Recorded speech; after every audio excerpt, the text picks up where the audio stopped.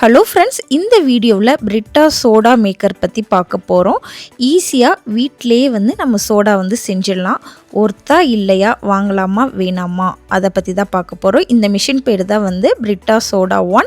இதை யூஸ் பண்ணுறதுக்கு எலக்ட்ரிசிட்டியும் இல்லை, பிளக்கும் இல்லை. ஜஸ்ட்டு CO2 சிலிண்டரை மட்டும் நம்ம ஃபிக்ஸ் பண்ணணும். அப்புறம் பட்டன் அமுக்குனாலே சோடா ரெடி ஆயிடும். இது ரொம்ப காம்பேக்டாக இருக்கும். ஸ்மால் கிச்சனுக்கும் இது ரொம்பவே சூட்டாக இருக்கும்.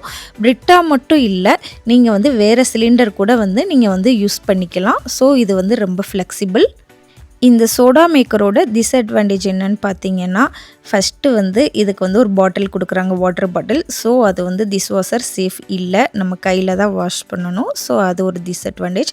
இன்னொன்று மூடி ரொம்ப டைட்டாக இருக்கணும், இல்லைன்னா கேஸ் லீக் ஆயிரும். ஸோ அது ஒரு டிஸ்அட்வான்டேஜ். அதாவது இன்னும் சிலர் என்ன சொல்கிறாங்கன்னா, இதோட குவாலிட்டி ரொம்ப சீப்பாக இருக்குன்னு சொல்கிறாங்க. பட் எனக்கு அப்படி தெரியலை, ரொம்பவே நல்லாயிருக்கு. இன்னும் அட்வான்டேஜ் கூட இருக்குது. என்னன்னு பார்த்தீங்கன்னா, இது மெயினாக யாருக்கு யூஸ் ஆகும் அப்படின்னா, டெய்லி சோடா குடிக்கிறவங்களுக்கு, சோடா ஃபேன்ஸ்க்கு இது கண்டிப்பாகவே ரொம்ப யூஸ்ஃபுல்லாக இருக்கும். அது மட்டும் இல்லாமல் நம்ம காஸ்ட்டும் இதில் ரொம்ப சேவ் பண்ணலாம். இப்போ யாருக்கு தெரியாத ஒரு சீக்ரெட் இருக்குது. என்னன்னு பார்த்தீங்கன்னா, இதில் மெரிண்டா, பெப்சி இது மட்டும்தான் நம்ம தயாரிக்கணும்னு இல்லை. நீங்கள் நார்மலாக இந்த சோடா வாட்டர் வச்சு ஜஸ்ட்டு லெமன் ஜூஸ் கூட போட்டிங்கன்னா ரொம்ப சூப்பராக இருக்கும்.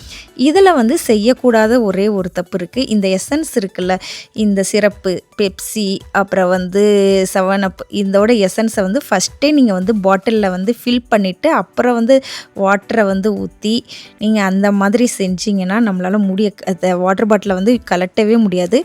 ரொம்ப கேஸ் எல்லாம் வெளியே அடைச்சி ஒரு மாதிரி ஆயிரும். ஸோ அந்த தப்பை மட்டும் பண்ணிடாதீங்க, ப்ராப்பராக பண்ணுங்கள்.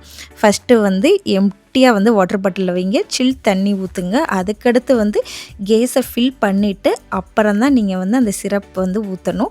ஃபஸ்ட்டே சிரப் ஊற்றிடாதீங்க. ஊற்றி இந்த மாதிரி ட்ரை பண்ணிங்கன்னா ரொம்பவே கலட்ட முடியாது. அப்புறம் ஃபுல்லாமே பாலாயிரும் வீடு ஃபுல்லாக. ஸோ அதனால் அந்த தப்பை மட்டும் நீங்கள் பண்ணிடாதீங்க. அவ்வளோதான். இப்போ நீங்களே சொல்லுங்கள், சோடா மிஷின் வாங்கலாமா, ஒர்த்தா, வேஸ்ட்டா, இல்லை இது கண்டிப்பாக நமக்கு தேவைதானா என்னன்றதை கமெண்ட்டில் சொல்லுங்கள்.